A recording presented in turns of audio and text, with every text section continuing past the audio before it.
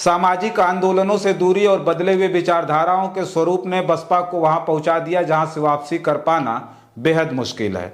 बहुजन समाज के टूटते हुए कारवां में पहले चंद्रशेखर आजाद के बाद अब आकाश आनंद को खुद की सियासी जमीन तैयार करने की सबसे बड़ी चुनौती आ खड़ी हो गई है। नमस्कार, मेरा नाम रजनीश है और आप जन आदर्श भारत देख रहे हैं। उत्तर प्रदेश की सियासत में अपने वोट बैंक की तलाश में जुटी मायावती ने भतीजे आकाश आनंद को पार्टी में दरकिनार कर अपने लिए एक और मुसीबत मोल ले ली है। अब इसके बाद सवाल उठने लगे हैं कि क्या मायावती के भतीजे आकाश आनंद खुद मायावती के लिए बड़ी चुनौती बन जाएंगे और अब वो खुद चंद्रशेखर की राह पर चल पड़ेंगे, जिससे मायावती की बची खुची ताकत भी खत्म हो जाएगी।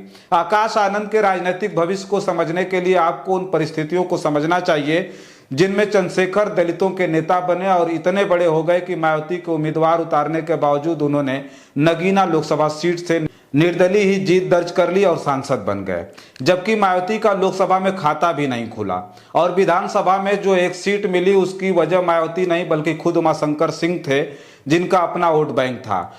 चंद्रशेखर दलितों के नेता तब बने जब मायावती अपनी सियासत के उत्तरार्ध में पहुंच गई। 2007 से 2012 तक अपने दम पर यूपी में सरकार बनाने वाली मायावती 2012 के विधानसभा चुनाव में 80 सीटों पर सिमट कर सत्ता से बाहर हो गई। इसके ठीक 2 साल बाद जब लोकसभा के चुनाव हुए तो नरेंद्र मोदी के नेतृत्व में बीजेपी की आंधी चली, जिसमें बसपा पूरी तरह से साफ हो गई थी और उसे एक भी सीट नहीं मिली। दलित नेतृत्व के इस गैप को भरने के लिए चंद्रशेखर आगे आया और उन्होंने साल 2015 में बनाई भीम आर्मी। फिर 2017 के विधानसभा चुनाव में भी बीजेपी की आंधी चली और बसपा 19 सीट पर सिमट कर रह गई। इस दौरान चंद्रशेखर लगातार आंदोलन करते रहे, जेल जाते रहे और दलितों की आवाज उठाते रहे।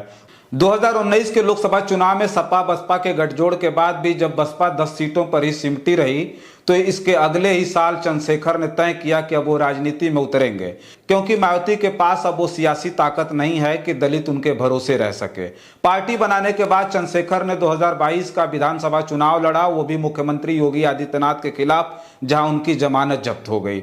साल 2024 में चंद्रशेखर ने नगीना की लोकसभा सीट जीतकर न सिर्फ खुद को लोकसभा में स्थापित किया बल्कि दलित समाज के लिए एक नए नेतृत्व की भी पेशकश कर दी। इस सियासी पारी के दौरान चंद्रशेखर ने कई बार मायावती से मुलाकात करनी चाहिए, उनसे गठबंधन करना चाहा, उनके साथ रहना चाहा, लेकिन मायावती ने हमेशा इनकार किया और चंद्रशेखर इस सियासी मैदान में अकेला ही चल पड़े, जिसमें उन्हें जीत भी हासिल हुई।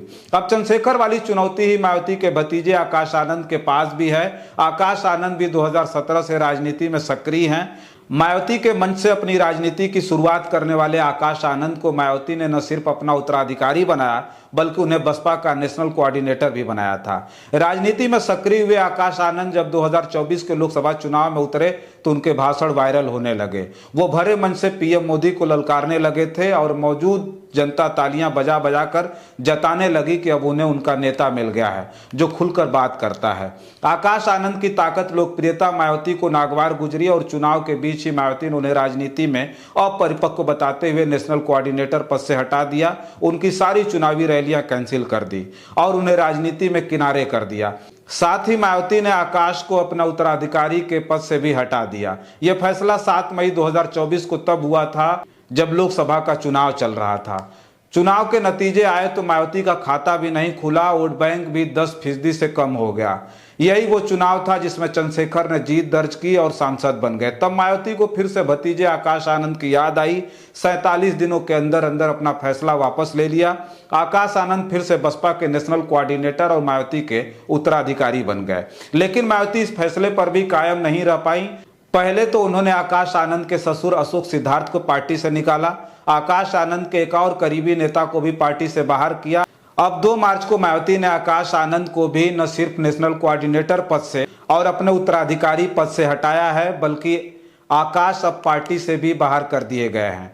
पार्टी की तरफ से जारी प्रेस रिलीज में साफ तौर पर लिखा गया है कि आकाश आनंद को पार्टी के सभी पदों से हटाकर अलग कर दिया गया है। अब आनंद कुमार और रामजी गौतम को पूरे देश के लिए पार्टी का नेशनल कोऑर्डिनेटर बनाया गया है। मायावती के फैसले पर आकाश आनंद ने क्या कहा, आइए ये भी जान लेते हैं। मायावती के इस फैसले पर आकाश आनंद की प्रतिक्रिया भी आ गई है। सोशल मीडिया साइट एक्स पर आकाश आनंद ने लिखा है कि आदरणीय बहन जी का हर फैसला मेरे लिए पत्थर की लकीर के समान है। मैं उनके हर फैसले का सम्मान करता हूं, उस फैसले के साथ खड़ा हूं। अब ये तो आकाश आनंद की त्वरित प्रतिक्रिया है, जिसका सीधा मतलब यह है कि आकाश आनंद अब भी मायावती के साथ ही हैं, लेकिन सवाल है कि कब तक। जिस नेशनल कोऑर्डिनेटर की पोजीशन उनके पास थी वो अब उनके पिता के पास तो है, लेकिन उनके साथ ही उनके ससुर अशोक सिद्धार्थ भी पार्टी से बाहर कर दिए गए हैं। ऐसे में क्या आकाश आनंद हाथ पर हाथ धरे बैठे रहेंगे? क्या उनके ससुर अशोक सिद्धार्थ हाथ पर हाथ धरे बैठे रहेंगे और इंतजार करते रहेंगे कि कब मायावती अपना फैसला बदलें और उन्हें राजनीति में वापस लें? या फिर आकाश आनंद भी चंद्रशेखर की तरह उठकर खड़े होंगे और ऐलान करेंगे कि दलितों के नए रहनुमा अब वो हैं? या फिर जो चंद्रशेखर मायावती से हाथ नहीं मिला पाए वो आकाश आनंद से हाथ मिलाकर उन्हें अपने साथ आने का न्योता देंगे?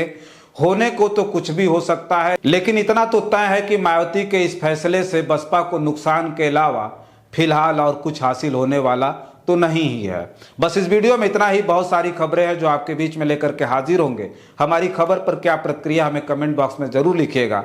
बहुत सारी खबरों के लिए बने रहे जन आदर्श भारत के साथ और हमें दे इजाजत। नमस्कार।